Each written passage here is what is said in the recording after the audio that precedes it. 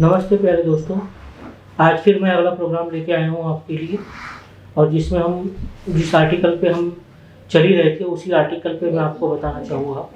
जैसे आर्टिकल 16 से शुरुआत होगी, जो पिछली बार मैंने आपको आर्टिकल 15 बताया था, उसके साथ ही अब आर्टिकल 16 से हम शुरुआत करेंगे आज की।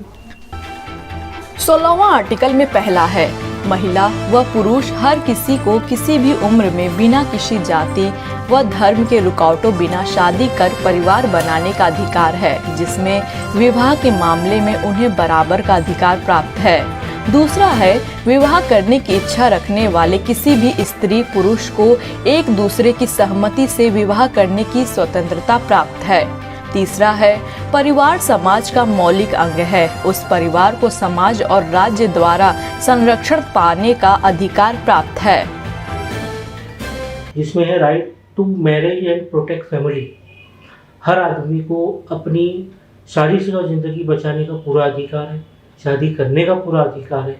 उसके साथ साथ अपने परिवार का रक्षण उसका भी अधिकार है। अगर अपने परिवार को कोई हानि पहुंचाता है तो उसके लिए जो उपयुक्त कानून में जो भी सुविधा हो, उस सुविधा का पूरा लाभ लेके उनकी सलामती के लिए जो भी करने पड़े, जो प्रयास करने पड़े, वो सब का अधिकार हमें मानवाधिकार का आर्टिकल 16 देता है। 17वां आर्टिकल का पहला, हर किसी को अकेले और दूसरों के साथ संपत्ति रखने का अधिकार है।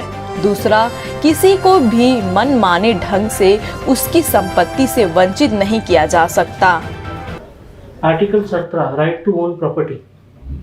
जैसे आपको पता होगा कि पुराने ज़माने में जैसे कोई ज़मीन कोई लेता था तो जो ताकतवर लोग होते थे या ज़मींदार होते थे, ज़बरदस्ती अलग अपने अपने पैतरों से उसको वो लोग कब्जे में ले लेते थे। और आज भी जहाँ तक मैं समझता हूँ कि हमारे पूरे देश में आज भी इस ज़मीन को कब्जा लेने में पूरा ताकत आज भी लगी हुई है। आज भी ऐसे लोग हैं जो कि हमारी ज़मीन हथिया लेते हैं। तो उन्हीं के लिए right to own property, article 17 right to own property, यानी हमारे पास अधिकार है, हम अपने लिए कोई भी संपत्ति खरीद सकते हैं। पूरा अधिकार हमें दिया गया मानवाधिकार के तहत। एक ज़माना होता था कि कोई इससे ज़्यादा संपत्ति नहीं ले सकता था, लेकिन आज वो प्रावधान नहीं है, क्योंकि मानवाधिकार ने उसको पूरी तरीके से स्वतंत्रता दी है कि वो जितनी चाहे अपने लिए ज़मीन या प्रॉपर्टी खरीद सकता है। 18वां आर्टिकल, हर किसी को विचार, अंतरात्मा और धर्म की स्वतंत्रता का अधिकार है। इसके तहत उसे अपना धर्म व विश्वास बदलने या फिर किसी के भी साथ मिलकर सार्वजनिक तौर से या निजी रूप से अपने धर्म, शिक्षा, क्रिया, विश्वास या उपासना को बदलने की स्वतंत्रता प्राप्त है। आर्टिकल 18 यानी बिलीफ और रिलीजन के अधिकार। रिलीजन यानी धर्म। हमें पूरा अधिकार दिया हुआ है मानवाधिकार में कि हम किसी भी धर्म के होकर जा सकते हैं। हमें अगर अपना धर्म बदलने का मन करे तो भी हमारे धर्म बदलने का भी प्रावधान दिया हुआ है। और उसी तरीके से विश्वास, धर्म और विश्वास, ये दोनों चीज़ें साथ में होती हैं। आप देख सकते हैं हमारे देश में बहुत से ऐसे लोग हैं जो बड़े बड़े ऋषि मुनि हुए, उनके जो भक्त बने तो वो एक विश्वास के माध्यम से ही बने। तो उसका भी हमें अधिकार दिया हुआ है कि हम विश्वास के माध्यम से, हम किसी को भी विश्वास करके, हमें उसकी पूर्ण मूलभूत अधिकार दिया हुआ है कि हम किसी पे विश्वास करके उसके फॉलोअर बन सकते हैं और उसके भक्त बन सकते हैं। उसी तरीके से धर्म का भी ये प्रावधान है कि अगर हमें कोई दूसरे धर्म में हमारी श्रद्धा बैठती है तो हम अपना धर्म बदल सकते हैं, उसका भी अधिकार दिया है। 19वां आर्टिकल, हर किसी को अपनी राय और अभिव्यक्ति की स्वतंत्रता का अधिकार प्राप्त है। इसमें उसे बिना किसी के हस्तक्षेप के अपनी राय रखने का और किसी भी मीडिया के माध्यम से सीमाओं की परवाह किए बिना जानकारी देने व लेने का अधिकार प्राप्त है। आर्टिकल 19 हमको कहता है कि freedom from opinion and information. हमारे पास पूरे अधिकार है कि सुझाव, हम किसी भी सभा में अपना सुझाव रखने का अधिकार रखते हैं, इसलिए हमें सुझाव रखने की पूरी स्वतंत्रता है, जिसे हम एक तरीके से कहते हैं फ्रीडम ऑफ स्पीच। वो एक तरीके का सुझाव ही होता है कि हम अपनी बात रखने का हमें अधिकार मिले। उसी के साथ साथ इन्फॉर्मेशन यानी जानकारी, सूचना।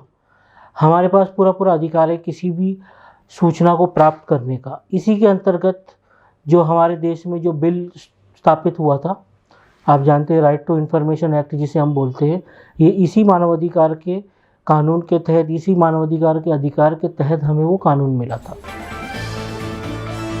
20वां आर्टिकल में पहला, हर किसी को शांतिपूर्ण सभा करने का व समिति बनाने का स्वतंत्रता प्राप्त है। दूसरा, किसी भी व्यक्ति को किसी भी संस्था का सदस्य बनने का या न बनने का अधिकार प्राप्त है। Article 20, right to peaceful association और असेंबली। ये अधिकार हमको कहता है कि हमारे पास किसी भी एक संगठन स्थापित करने का पूरा अधिकार है कि हम लोग 8 से 10 लोग, 4 लोग, 5 लोग मिलकर एक संगठन स्थापित कर सकते। ये अधिकार हमें उसका प्रावधान देता है। इसके साथ साथ असेंबली, हमें कल को कोई असेंबली स्थापित करनी है, कहीं पे कोई सभा है, कहीं पे कोई सभा का नियोजन करना है, चाहे वो फैमिली की सभा हो, शादी की सभा हो, या कोई अलग कार्य का सभा हो, या कोई धार्मिक सभा हो, तो ये उसका अधिकार देता है हमें। तो ये प्रावधान भी हमें मानवाधिकार के आर्टिकल 20 में दिए हुए हैं।